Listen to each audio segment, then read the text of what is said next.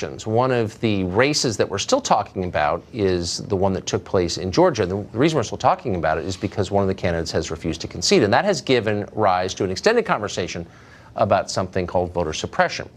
Turns out that turnout in the Georgia 2018 election was dramatically up over prior midterm years. 57% of registered voters turned out. That compares to less than half in 2010 or 2014.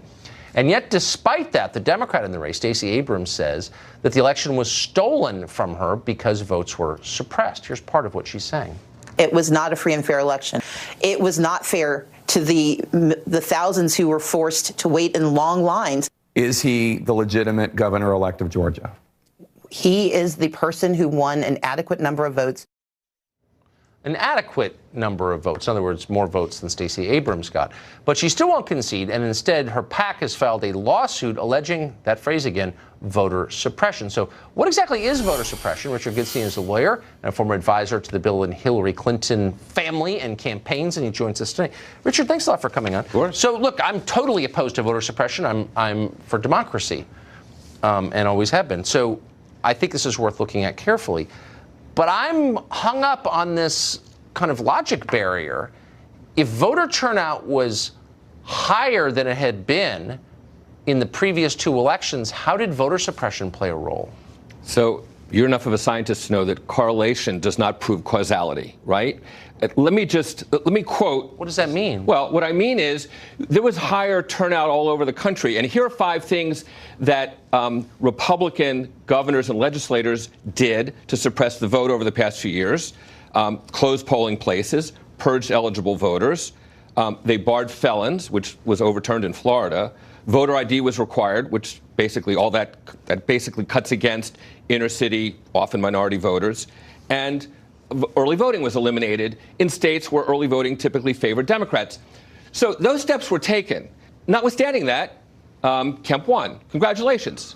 But that doesn't mean that there was no voter suppression. Okay, we know those steps but actually were taken. It does mean that, because voter suppression is what it sounds like. It's the suppression of votes. But Stacey Abrams got more votes than any Democrat in 10 years in the state of Georgia. She got more votes than Hillary Clinton got, who was running for president in 2016. And so, where are the votes that were suppressed?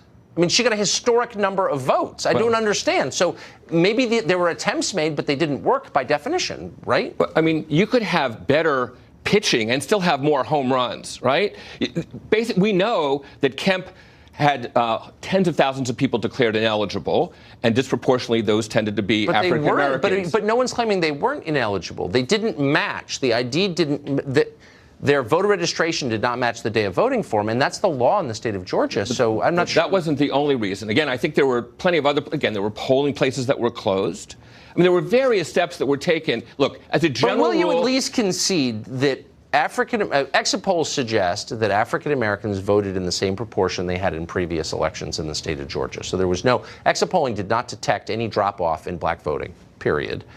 And her numbers, again, were the highest for any Democrat in 10 years. So will you at least concede that maybe voter suppression, if it existed, wasn't very effective? No, because in every other state, no, because here's why. You can laugh. Right, in every I am other state, laughing. Black vote was up.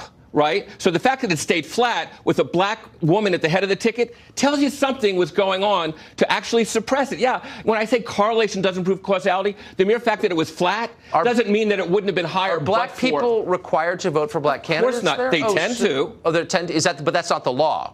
Should it be the law? Is that what you're saying? What are you saying? I'm saying we know statistically African Americans don't like Donald Trump. They actually did like Stacey Abrams. Actually, African American men like Donald Trump more than they like Mitt Romney. That's true. Well, back in 2016, I don't think that's the case anymore. Okay, we'll see. We'll find out as well. All right, Richard, great to see you. Thank you.